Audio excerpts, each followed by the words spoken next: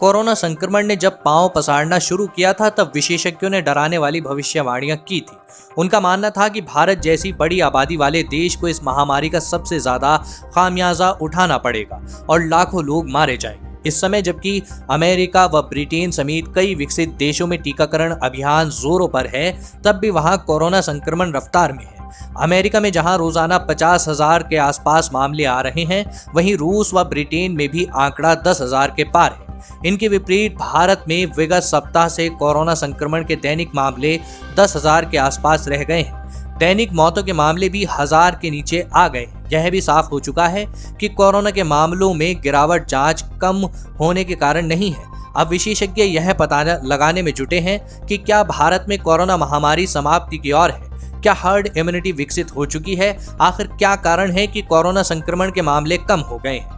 Herd immunity की हकीकत। जी हाँ दोस्तों, हालिया सीरो सर्वे के अनुसार 21% वयस्क व 25% बच्चे पहले ही कोरोना वायरस के संपर्क में आ चुके हैं। इसमें यह भी बताया गया है कि झुग्गी बस्तियों में रहने वाली 31% व झुग्गियों के बाहर रहने वाली 26% शहरी आबादी तथा 19% ग्रामीण जनसंख्या कोरोना संक्रमित हो चुकी है।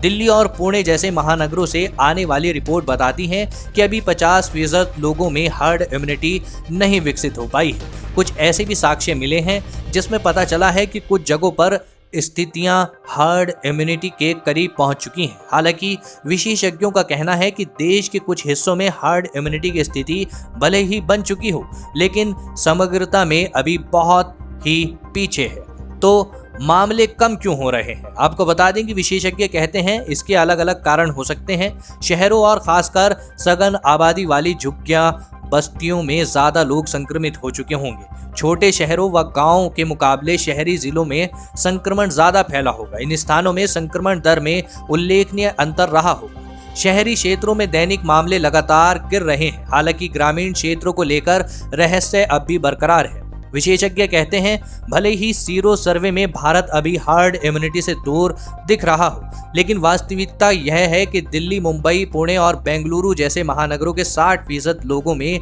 एंटीबॉडी पाई गई है। यह भी तर्क दिया जा रहा है कि भारत की बड़ी आबादी में कोरोना संक्रमण के लक्षण या तो बिल्कुल नहीं दिखाई दिए या बेहद आंशिक रूप से दिखे हैं। ऐसे में यह संभव है कि भारत बहुत पहले हर्ड इम्यूनिटी के करीब पहुंच चुका हो।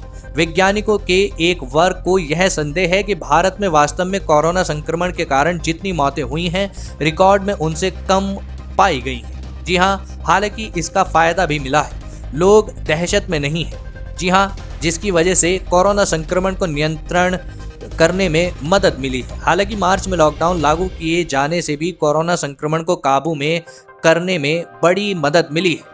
फेस मास्क के इस्तेमाल, शारीरिक दूरी और स्कूल कॉलेजों का बंद रहना और घर से काम करने की प्रवृत्ति ने भी संक्रमण को फैलने से रोका है। विज्ञानी कम मृत्यु दर का श्रेय भारत की युवा आबादी और उनकी रोग प्रतिरोधी क्षमता तथा ग्रामीण जीवन शैली को देते हैं। वे कहते हैं कि कोरोना वायरस के ड्रॉपलेट्स बंद कमरे में ज्यादा प्रभावी होते हैं, लेकिन भारत की 65% आबादी तो गाँव में रहती है और उसे खुले में रहने व काम करने की आदत है।